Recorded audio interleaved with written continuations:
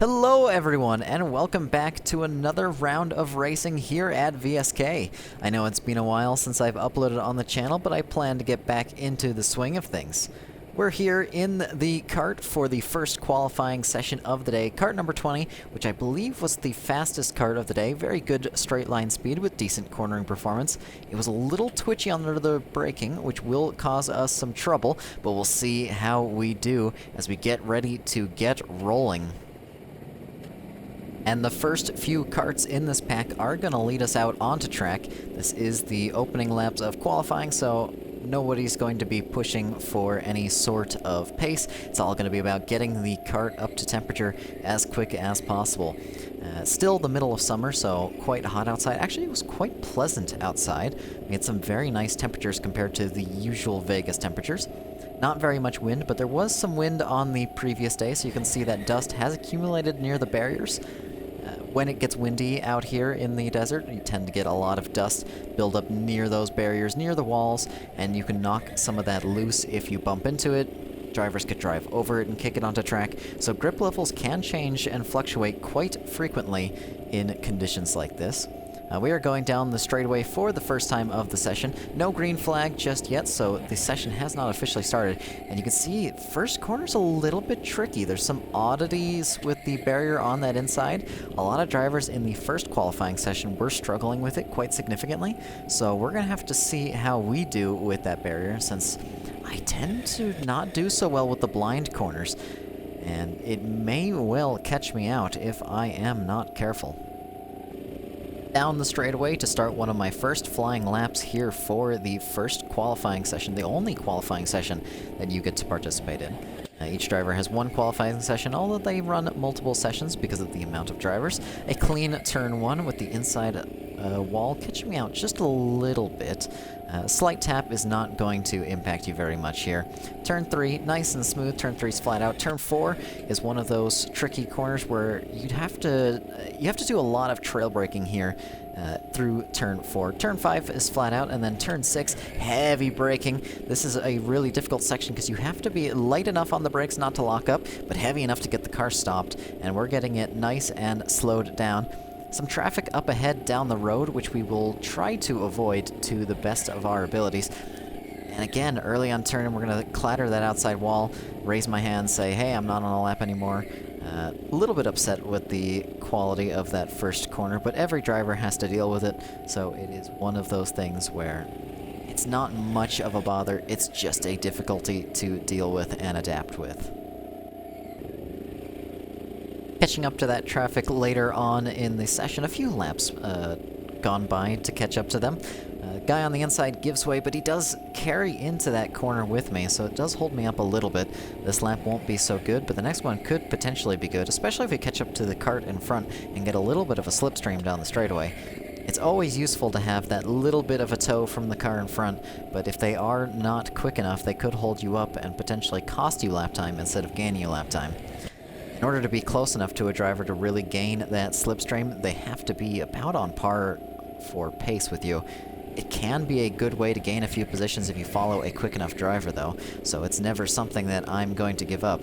And right now, it's looking like it's going to be a little bit of my benefit. We're going to get the slipstream down the straightaway here, and it should be a fairly decent lap. Lowering my head there just to reduce as much of the air going over the kart as possible. Of course, when you're sitting up in these karts, you are a big parachute on the front of the vehicle. And looking behind just to make sure I have space to slow down, because I am going to have to slow down and bridge a little bit of gap to the car in front to set another lap. And it's a healthy amount of space to the kart in front, so we're going to get a nice clean lap in, nice clean air. No karts will hold us up here as long as no one's doing anything silly. It's a little bit of a poor turn 1. I never quite got it right. A good line through turn 2, a little bit of a slip, but that is okay. You can slide these karts in these conditions when there's not so much grip on track. Turn 3, nice and smooth. Turn 4, nice and smooth. Getting on the power nice and early is very, very important there. Getting it opened up for turn 5 and down into the hairpin of turn 6. Heavy, heavy braking. Just getting the kart to rotate. A little bit of bouncing. That's the edge of grip there. So that's a nice braking zone for me, and that's going to be across the line for what was, I believe, either second or third in the session, maybe fourth. It was certainly not a bad lap for me. I was quite happy with it, and then bouncing over the first turn, so I'm not going to get this next lap in. It will be that nice performance, but not quite good enough for front of the grid.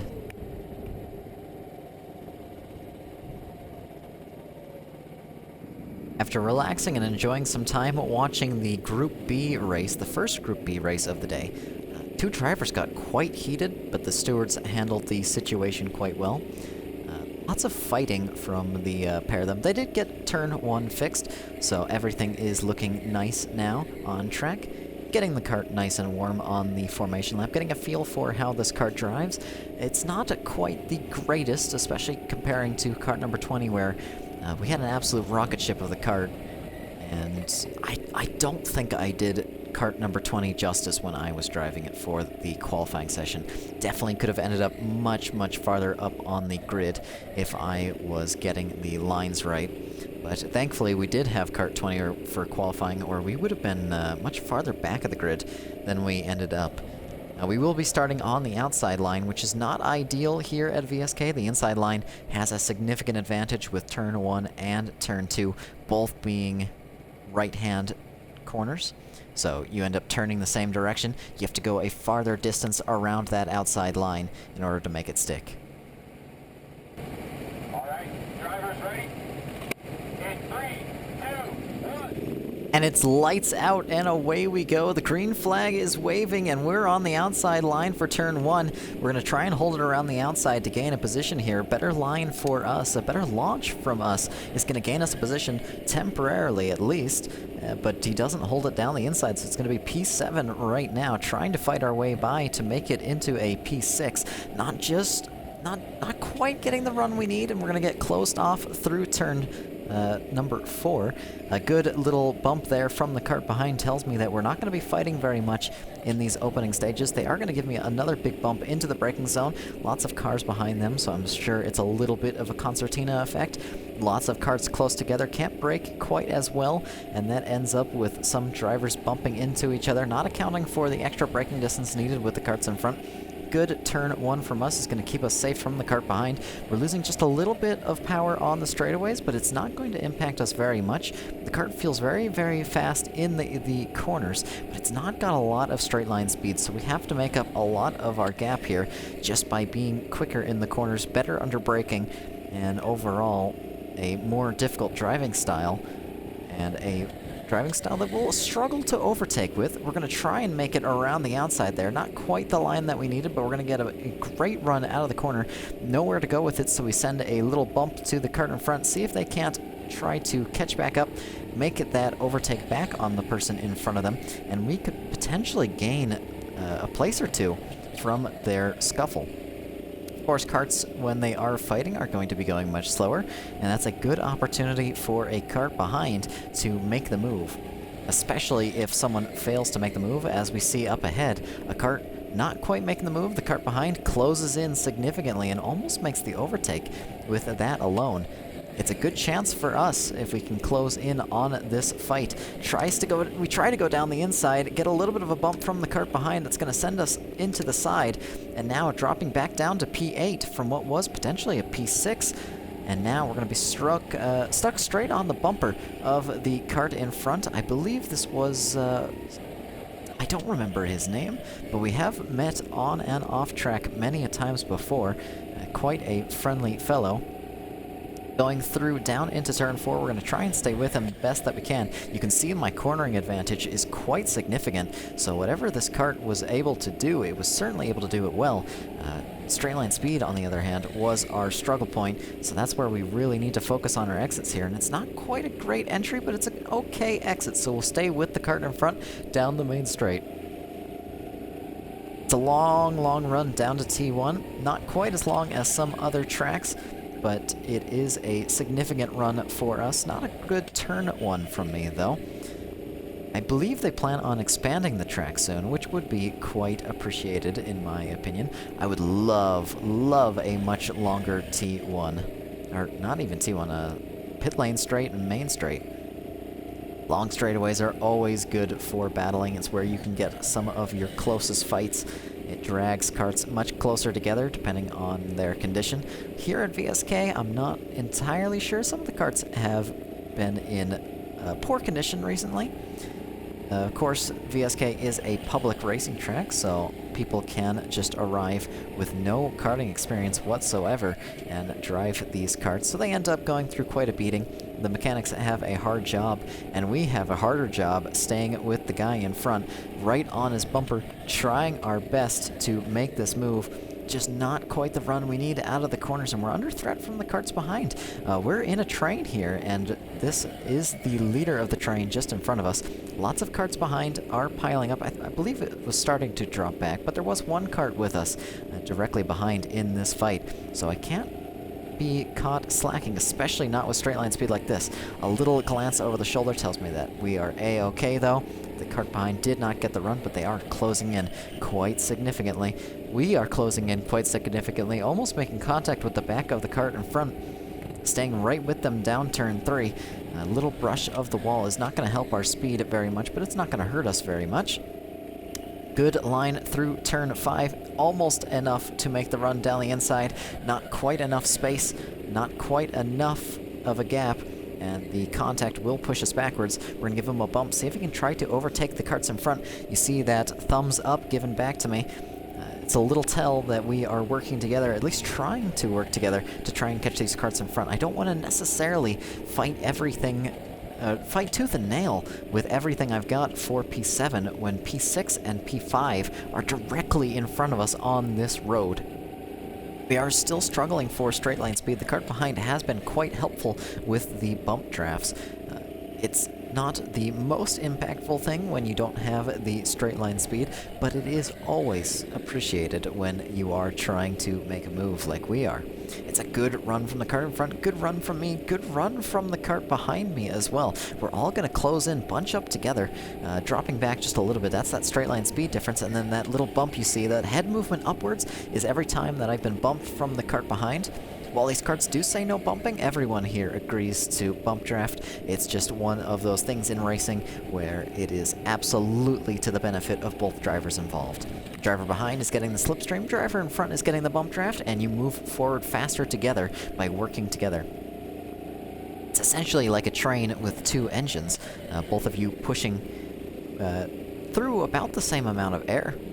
You use a lot less air, so there's a lot less drag on the karts, and you get a lot better runs. Again, not the greatest of run out of the corner. We did bump into the kart in front, so it's not going to benefit us very much, but we are steadily closing in. Good straight line speed. Try to go down the inside. It's going to be late braking for me, just about given the room. It's a big old squeeze on the inside, but that leaves our inside open for turn 3, and we're going to lose the position, dropping back down into P9 to the Red Bull shirted driver.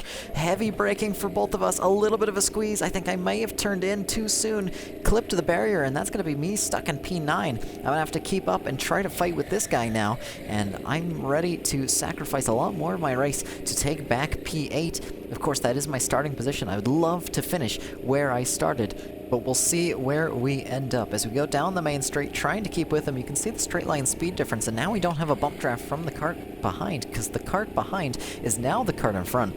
We have a lot of fighting to do if we want to get back into P8 and get back in with the train in front. You can see how far they've already gotten just because of that lack of straight line speed, the lack of help from the kart behind, significantly impacting our race distance. Now, if we work together, we can likely catch the karts in front, or if we fight, it's going to be P8 at best for the race. And I think I've chosen at this point to fight for this position. Fight with all I've got to end up right back where I started. I'm plenty happy with that as a driver. Always a nice feeling. Down through turn 1, a good line from us is going to have us close in just a little bit more. You can see that cornering advantage making up for the lack of straight line speed, but that lack of straight line speed is what makes it so difficult to overtake here.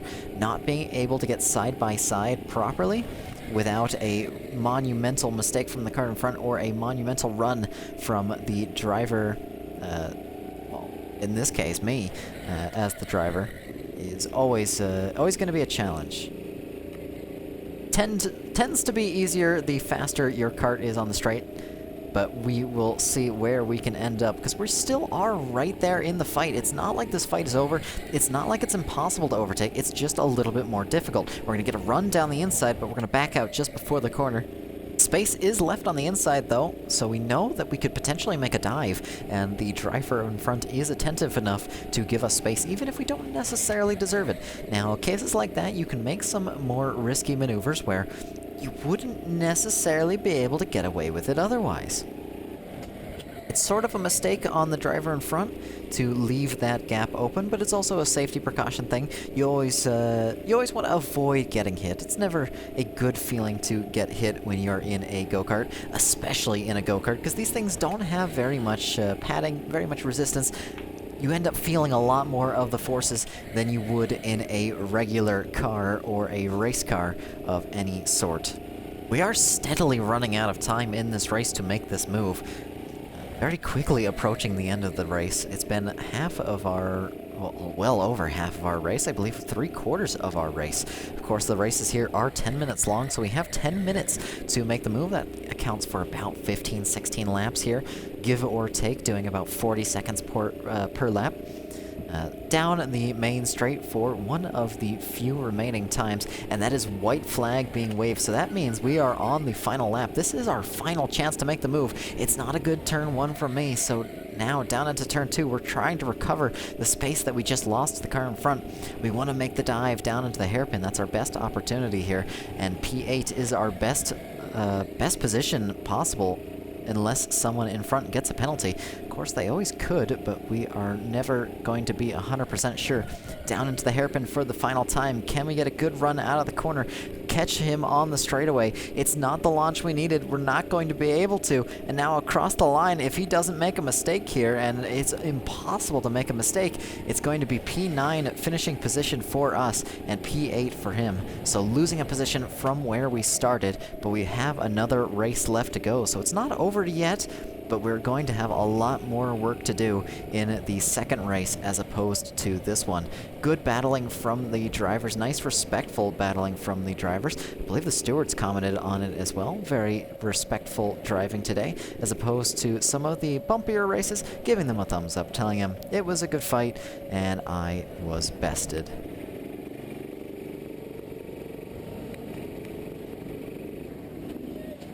So it's going to be P9 for the start of the next race. We're here in cart number 20 again. I don't know if the stewards intentionally put me in a cart I'd driven before. Usually they are pretty good about not assigning you to the same cart that you've driven already.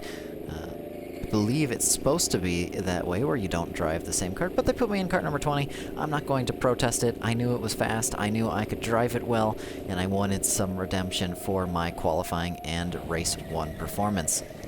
P9, of course, does start on the inside, so it's a little bit of an advantage over some of the other drivers. Going through the formation lap, trying to get as warm as we can. The kart, of course, does start a little bit cold. These are very hard tires, so they take quite a bit of temperature to get very grippy. And down onto the grid to start the race, getting ready for the green flag. And on that inside line, we're going to try and line it up best we can, make sure they have as little work to do as possible, and that's a pretty perfect stop.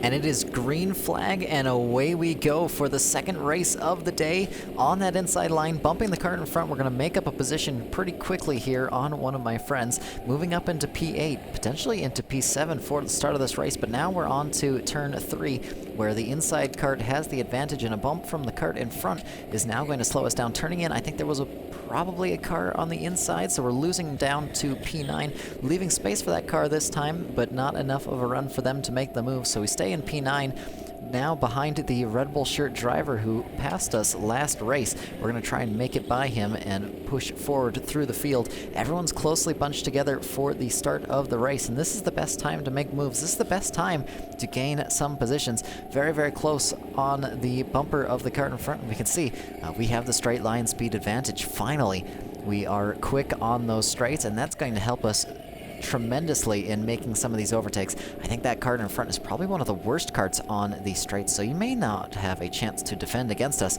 if we do go for the move. Nice line through turn 4, trying to get a good run into the hairpin. It's going to be nice and smooth from us, but nowhere to go, so we're going to be stuck to that outside line. No making a move here. We're just going to wait and be patient. Our move is on that straightaway, and we know it. Too wide up in front, we're going to make it too wide behind, so it's a 2x2 grid of 4 drivers down the main straight. We're going to move up into what is now, I believe, P8, now P7, as we make a nice little dive down the inside. And that's what we were talking about last race with drivers in front battling, is a great chance for you to make a move. You can see the back of the cart well and truly bleached by the sun. And we're going to try and pass the red shirt driver in front. This is another one of my buddies on track. We tried to work together, but again, that straight line speed advantage is hard to give up, and especially when you can see the carts in front, know that you can chase. I think I have to fight for this position when there's so much on the table for me. Give him a push down the straightaway before moving to the inside. Points to the engine. We're not close enough to make the move, so we're going to back out just before the corner. That is going to open up our inside just a little bit to the cart behind, but we are so much quicker on the straights that it doesn't matter. We're able to stay ahead and keep with the red shirt driver, staying right on his bumper. Heavy braking into turn 4. Nice smooth trail braking into turn 4. 20, of course, had a little bit of a twitchier brake pedal. We were talking about that during the beginning of this race. Or during the beginning of the session even, at the beginning of the day. Very twitchy brake pedal compared to some of the other carts, which is always a little bit risky. It's nicer to have a smoother brake pedal where you can more gradually apply the brakes. We're going to give them a nice push down the straightaway, essentially turning our 2 carts into one. The double the horsepower, double the weight, but not double the drag, and that's where you get the advantage when you do a bump draft like that. That was more of a push than a bump draft, though. It was a proper push down the straightaway. We may well make the move here, though. Being stuck behind, we're losing a lot of time to the carts in front, and I know that I can chase them down. I know that I can pick up the pace and close that gap. So we're going to try and make the move here down the straightaway. Great run from us. It's always going to be a great run from us, as the cart in front doesn't have the horsepower to compete. Heavy braking through turn 1, and that's going to be us just smoothly sliding our way into P6.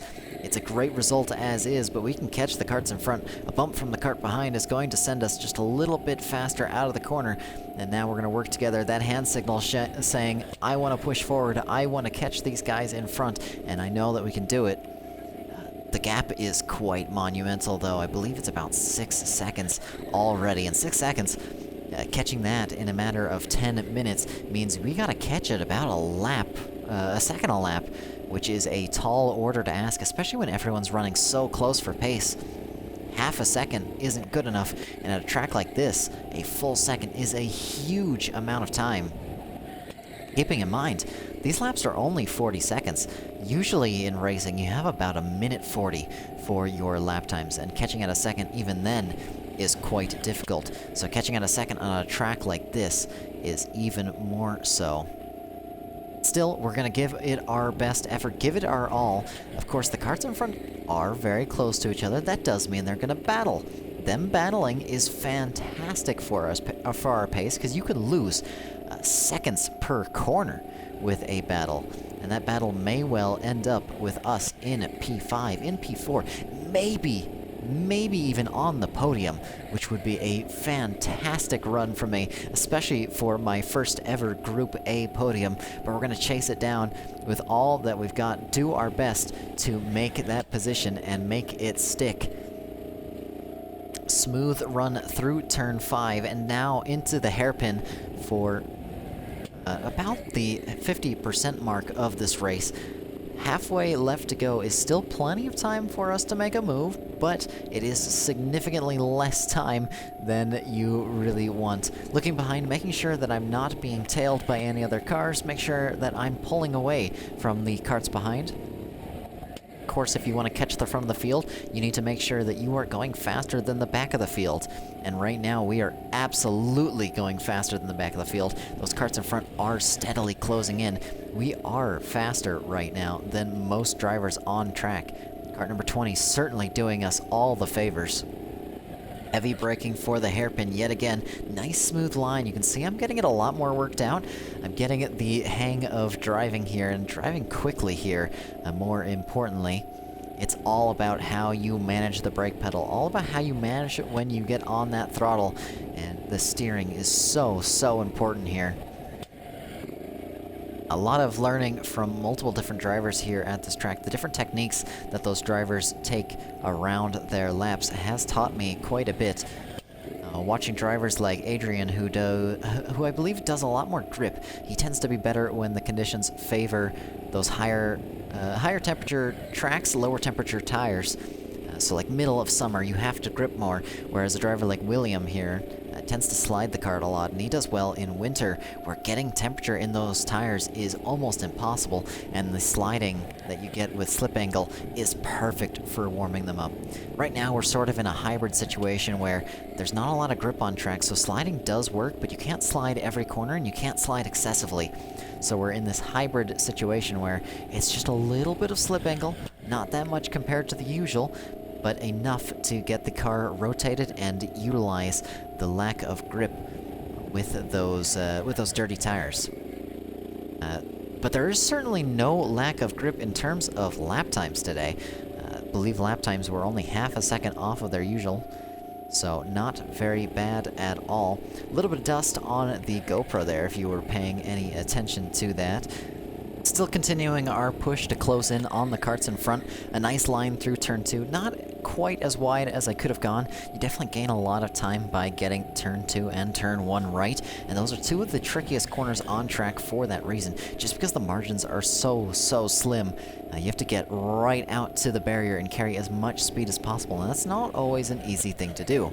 Nice line through the hairpin, a little bit of bouncing, but that's okay. You can afford just a little bit of the bouncing. That means you're right at the edge of grip, but as soon as the kart bounces excessively, that's where you know you've gone over the grip limit, and you're going to lose quite a bit of time. Forget which YouTuber said it, but apparently it is caused by the differential in grip between the front and rear tires. Too much grip at the rear and not enough at the front causes a lot of skipping like that. I believe that, or it's the inverse. One or the other, but essentially an imbalance between front and rear grip causes the kart to bounce around quite excessively. Now, the karts in front are a lot closer than they were only a few laps prior. We are closing the gap, and they are starting to fight. This might not be over just yet. As we come across the start-finish straight for yet another time. No white flag, but I can see the stewards getting ready to wave it. That does mean we only have a few laps of racing left. Are we going to be able to close this gap and get our first ever podium here at VSK for the Group A race? Or are we going to be left in 6th place, not able to catch the drivers in front? Nice line through turn 4, trying to get on the power as early as possible. A little bit of skip from the rear of the car is going to cost us some exit speed and grip. Heavy braking through the hairpin, doing our best to just stay on the edge of grip, and we are closing so quickly to the karts in front now. They're fighting. They know the race is short now. White flag being waved at the end of the pit lane, and that does mean this is our final lap to catch up. We need a mistake, an incident from the karts in front, a penalty, anything to drag us forward and get us that position. A little bit of bouncing out of turn 2, so we're not going to be able to catch up. Good line through turn 3, good line through turn 4 here, but it's just not going to be enough to close in the gap to the karts in front. We need a mistake from them, anything to drag us forward. Heavy braking for the hairpin for the final time today, and heavy braking is going to be necessary from the two in front if we ever wanted to catch up. And we're just not going to be able to. They're going to go side by side across the line, and it's going to be P6 for us. A redemption from our first race, but not the result that we could have had. Could have been a little bit more aggressive on the start of the race for me. Absolutely sure of that. And it's something for me to take into account for the next race here at VSK. I just need to be more aggressive, more willing to make those moves and make those moves when they count. Driving just a little bit too passive, a little bit too safe, and that is ultimately going to cost a lot of positions in the long run. But P6 is still, I believe, our best result of the season, so I'm going to take that, and I'm going to take it with a lifted chin as we come into the pit lane to end the day. I hope you all enjoyed my racing here at VSK, and you'll join me for the next one. But with that, you all have a wonderful day.